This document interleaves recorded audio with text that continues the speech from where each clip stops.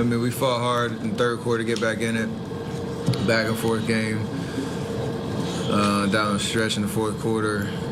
And then we went on that little mini run to get a 4-point lead. I can't remember how they scored before I missed the three. And Dennis Smith scored, and I missed another three. And I'm just thinking about those last two possessions because whether you try to run a play or just give me the ball to go score, I got to do something better with the ball. Those last two shots, if obviously I make that first one, we're not talking about it.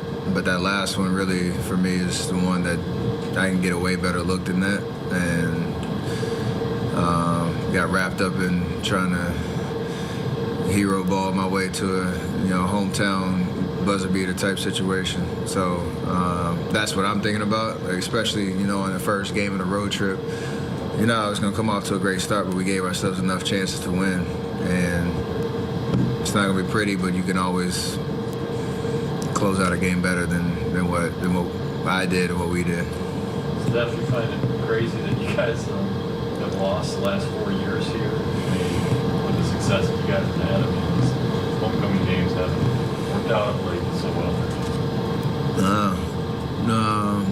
Usually get a lot of juice from coming home in the crowd, and except the one game I missed. But yeah, it's I'd like to have something to show for it. But they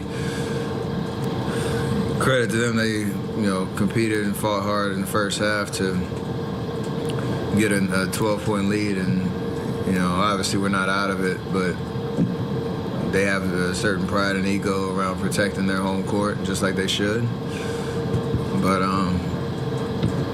yeah, we gotta get one next year, hopefully. Sort of hearing two things. I'm hearing, on the one hand, you get extra juice from playing in your hometown, but on the other hand, it sounds like you want to impress. How much more different is this type of game playing at home than another game? It's always fun. I mean, I'm just saying that they obviously understand, who's coming into the building too, so they don't want to give us, anything easy. And they, especially how last night went for them, knew that they were going to come out aggressive and with a sense of pride, and they did that. And then I think the flow of the game, 31 fouls to 14. That's the ball game right there. Do you expect to play tomorrow? Huh? Do you think you're going to play tomorrow? I think so, yeah. Do you, are you hopeful to play back-to-backs early this season? I assume you're going on playing 82. Is that the hope? Yeah, I feel good. I know certain guys are dealing with the early season minutes restrictions and increasing their load gradually over the course of the year. So I don't know what other conversations I have, but context of where we are as a team and how I feel individually, definitely feel like you want to play as much as you can early to try to build as much of a rhythm and win as many games as possible early, for sure. Steph, on that last possession, what particularly do you wish you had done differently? Understood how Dennis was guarding me the whole game, and he's probably not going to let me, just size up a three. There's so much room to go by and maybe draw a crowd, kick it, or get all the way to the basket. It's a pretty simple play in that respect, knowing how he, is pressuring the ball. He's a really good athlete, good defender, pretty strong on the ball. And I read it all the way wrong. Draymond was talking a lot about how important communication is right now, and figuring that out and not just talking about it, but actually adjusting it. What goes into, yes, acknowledging it, but then physically changing it, and how important is that, given that the rotation is so different and much younger and newer than last year? I mean, we can't use that as an excuse. That is the problem, where you have two guys that communicate a lot, Draymond and Loon, especially on the defensive end. And you take for granted sometimes, how comforting that is on the floor. They're always barking calls, demonstrative on that end of the floor. when they're not on the floor, or whoever the other four guys are, you have to meet that level. And we haven't done that point blank. So, we had, I don't know how many possessions where, certain guards or wings trying to navigate easy switches, even if you feel like it might be a mismatch, it helps keep the defense or keep the action in front of us. And we were reacting pretty much the whole night, except that. Wow. Half a point? Half a point. Somebody served up a ticket. What is a half a point? It's a hook, man. It's when the computers come on. Yeah, right. You can't score half a point, but I mean, you can lose money on that. You can lose money on that hook. We call it the hook of death, man. And somebody out there is having a rough Saturday night. The Warriors down to 16-27-2 against the spread in this last 45 games on the road. For more information on that, check out NBCSportsEdge.com. Now let's hear from Draymond Green. He's at the podium out in Charlotte, North Carolina. I felt pretty good. I think, we just made some mistakes down the stretch that we can't have. I wasn't quite paying attention to what the guys looked tired or not, so I can't really say if we were or weren't, but I know I felt pretty good. Are these mistakes that concern you at all, or considering who you guys are?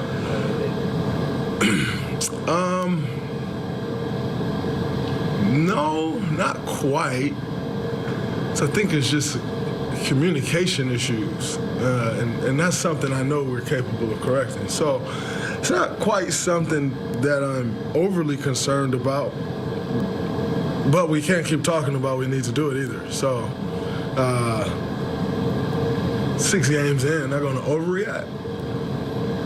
But we also got to build good habits. And at times we're doing that, and at times we're not. So we just need to be more consistent with it.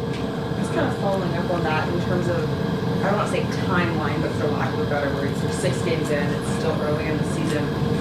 When does it become not early in the season, though, where maybe it's not just communication, but other issues?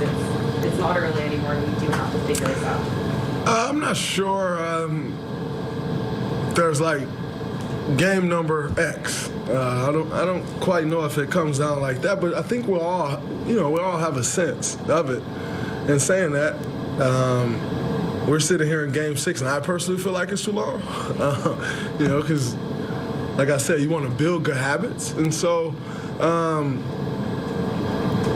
I don't think anybody's going to be willing to wait much longer and say, all right, we'll get there. Like, no, we know what it takes to win a championship. We know the habits that has to be built in order to compete for a championship. And so we, hopefully sooner rather than later. Trey, what did you see in those James Wiseman minutes? Oh, man.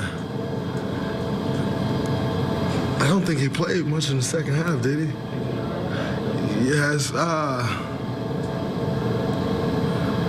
don't know. I feel like an eternity ago. I'll have to go back and watch the film. I usually can remember every play during the game, but that feels like it was a year ago. So I'm going to have to go back and watch the film on that one. I did think, I do remember one specific play,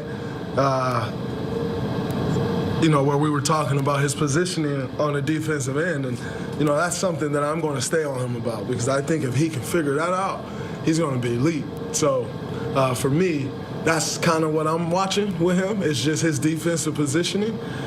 And I thought there were a couple times where he was better, and I thought there were a couple times where he can improve. So for me, that's kind of what I want to take up on myself, is just to help him improve that. So that's kind of all I was really watching.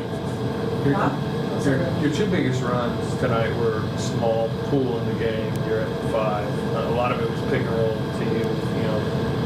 How much are you, or what are you seeing with that lineup overall? What does that do for you offensively when it is those 4 out of everything? Offensively, it really puts me in a position to do what I do best, which is play make. If me and Steph are in action, and that's, surrounded with Clay, JP, and Wiggs, all 3 guys can shoot the ball very well, extremely well. Wiggs more so than JP and Clay cutting on that backside. So I really like it. For me, it's playmakers heaven, where you got guys like that can score the ball and you're just able to find them. But that lineup does pose its challenges as well. And so I think for that lineup to be great, I have to rebound better, and it's going to require our guards and wings to rebound as well. Steph has been doing an incredible job rebounding. Wiggs has been doing a really good job rebounding. So we just got to keep taking that up a couple notches for that lineup to succeed. I know you said that you felt like you still had stuff left in the tank at the end of the game, but it is the first back-to-back. Do you anticipate you'll play? I know Detroit's probably special for you, but do you anticipate you'll play tomorrow? Or? Yeah, I do anticipate it. That's my plan. Quite frankly, I've said it before, I'm not going to really fight with our group. Try to listen to them as they know what's best, but my plan is to play. All right, Draymond Green planning to play in his hometown. In Detroit, of course. He grew